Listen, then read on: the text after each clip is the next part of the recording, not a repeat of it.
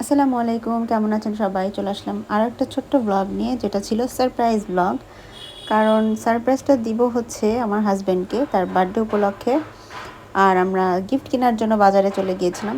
বাজারের ভিতরে গিয়ে কোনো ক্লিপ নিতে পারিনি, কারণ গিফট কিনবো নাকি ক্লিপ নিব বলেন। তো যাই হোক, কেনাকাটা করে আমরা বাসায় চলে আসছিলাম।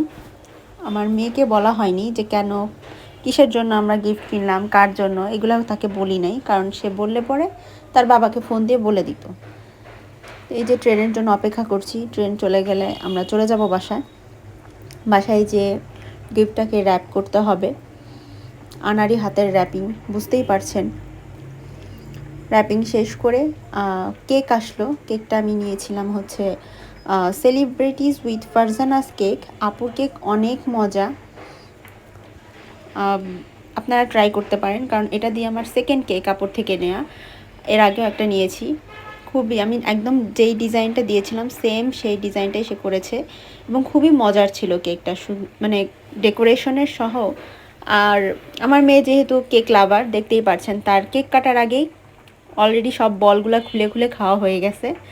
কিন্তু সে কেকের ব্যাপারটা তার বাবাকে বলে দেয়, এটাতে আমি সারপ্রাইজ দিতে পারিনি। তারপরে এই যে তার বাবাকে গিফট দিয়েছে, এবং গিফটটা পেয়ে তার বাবা আসলেই সারপ্রাইজড হয়েছে, সে খুবই খুশি হয়েছে। তো এই ছিল ছোট্ট ব্লগ, কেমন লাগলো অবশ্যই জানাবেন। আল্লাহ হাফেজ।